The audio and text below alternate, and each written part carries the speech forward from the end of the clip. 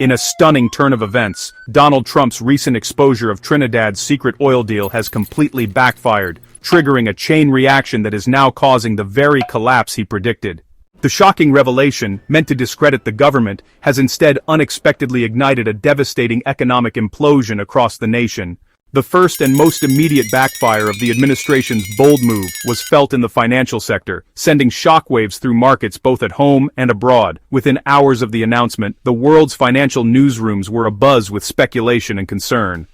Analysts, glued to their monitors, watched as numbers began to tumble and red arrows flashed across trading screens. The atmosphere was tense, with traders and financial experts scrambling to make sense of the rapidly unfolding situation. The trading floor, usually a hive of activity, fell eerily silent as uncertainty gripped the market. The financial repercussions were swift and severe. By exposing the lopsided terms of the country's energy agreements, President Trump inadvertently spooked the international energy market. Investors who had previously viewed the nation as a stable and lucrative partner suddenly found themselves questioning the reliability of their investments. News anchors around the globe reported on the unfolding crisis, highlighting the volatility in oil prices and the uncertainty now clouding the future of the energy sector. The financial district, once bustling with confidence, was now overshadowed by falling stock prices displayed on giant screens, each tick downward a stark reminder of the market's fragility. Behind closed doors, major corporate partners convened emergency meetings. The mood was somber as executives weighed the risks of continuing their involvement. The threat of protracted legal disputes loomed large, and the potential for reputational damage was impossible to ignore. In a matter of days, several of the world's largest energy companies announced that they would be suspending all new investments in the country. The decision sent ripples through the industry, as other firms quickly followed suit, unwilling to be caught in the crossfire of a rapidly escalating crisis.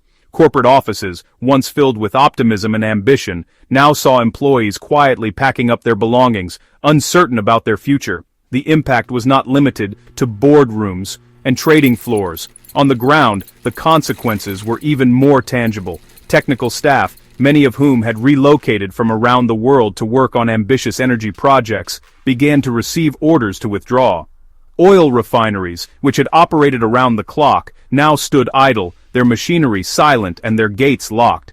Teams of engineers and specialists packed up their equipment, their work abruptly halted. The once bustling oil and gas facilities became ghost towns almost overnight, as production ground to a halt and the future of countless workers was thrown into doubt. The ripple effects quickly reached the heart of the nation's economy. Oil export terminals, which had been the lifeblood of government revenue, were now deserted. The government's finance offices, usually busy with the management of vast sums of oil income, found themselves with little to do as revenue streams dried up. Currency exchange boards in major cities displayed dramatic drops in the value of the national currency, reflecting the loss of confidence among international investors and the public alike.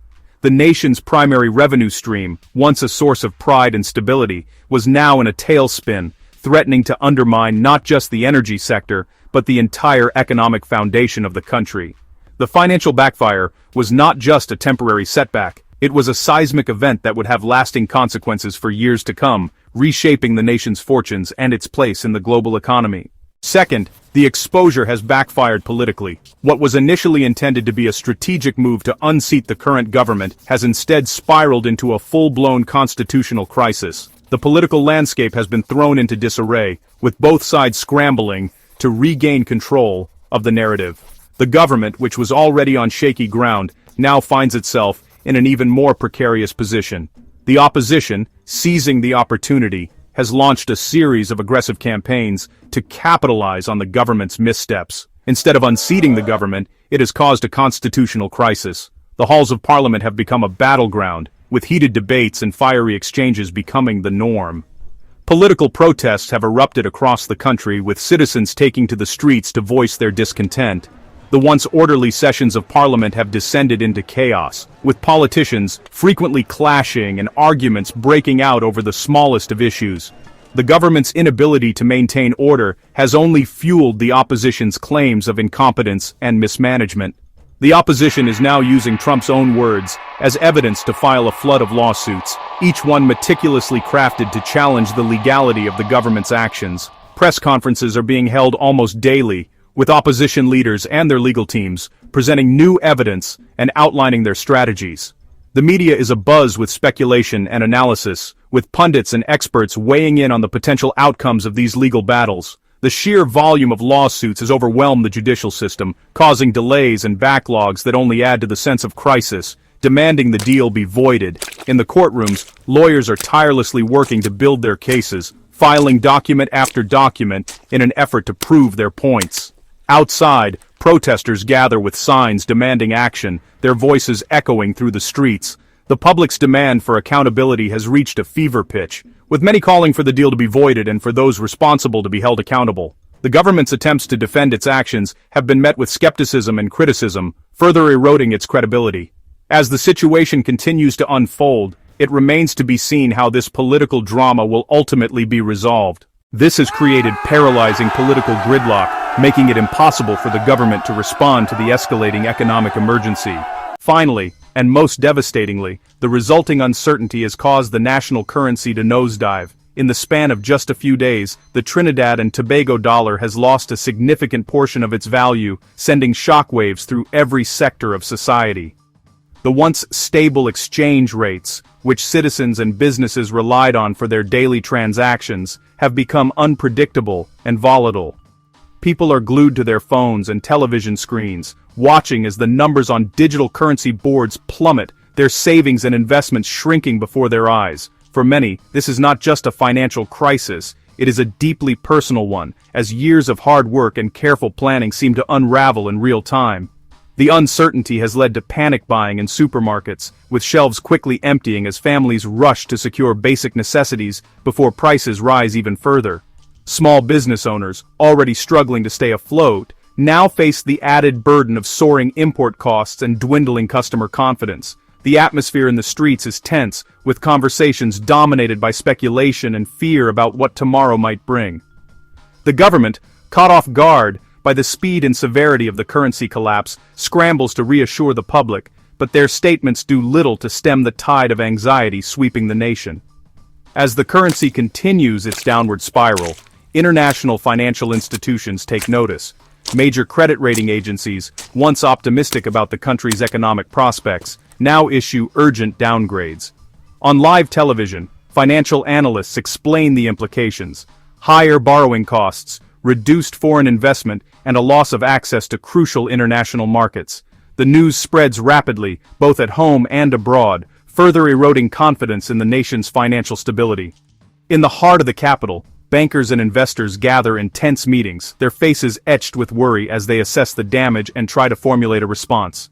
The downgrade is not just a technical adjustment, it is a public declaration that Trinidad and Tobago is now considered a risky place to do business. International news outlets pick up the story, broadcasting images of anxious crowds and empty bank lobbies to viewers around the world. The country, once seen as a beacon of stability in the region, is now at the center of a financial storm. The attempt to expose corruption, which began as a bold move toward transparency and justice, has instead shattered international confidence. Investors who once saw opportunity now see only risk, and many begin to withdraw their funds, exacerbating the crisis. The government's efforts to reassure the public and the global community are met with skepticism, as each new development seems to bring more bad news.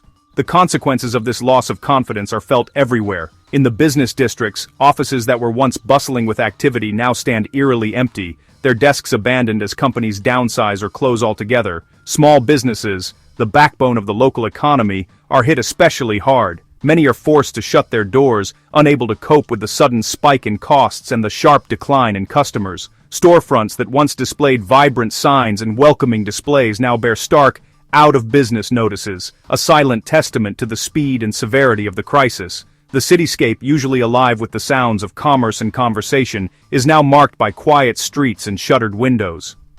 The ripple effects extend far beyond the business world. Unemployment rises sharply, leaving thousands of families without a steady source of income. Community organizations and charities struggle to keep up with the growing demand for assistance, as more and more people find themselves in need of basic necessities. The sense of uncertainty and loss is palpable, as the nation grapples with the reality that a secretive deal, once hidden from public view, has now become a public national disaster. The very fabric of society is being tested, as people search for answers and hope in the midst of chaos. In homes across the country, families gather around their televisions, watching breaking news reports with a mix of disbelief and fear. The headlines are relentless: economic crisis, government turmoil, public protests. Outside government buildings, crowds of protesters demand accountability and action, their voices echoing through the streets as they call for change. News anchors struggle to keep up with the rapidly evolving situation, providing updates on the latest developments and interviewing experts who offer grim assessments of the country's future. The crisis has sparked a national conversation about transparency, leadership, and the true cost of exposing hidden truths. For many, the events of the past weeks have been a harsh lesson in the power of information and the dangers that can come with it. The truth, once seen as a path to justice and reform, has instead become a force of destruction, upending lives and livelihoods across the nation. As the country faces an uncertain future, one thing is clear: sometimes the truth can be the most destructive weapon of all. The challenge now is not just to recover from the immediate crisis, but to rebuild trust, restore stability, and find a way forward in a world forever changed by the revelation of secrets once thought best left hidden. To navigate this complex and ever-changing landscape where leaks backfire and economies falter, you need the most current information. Hit that subscribe button and ring the notification bell so you never miss our essential guides and updates.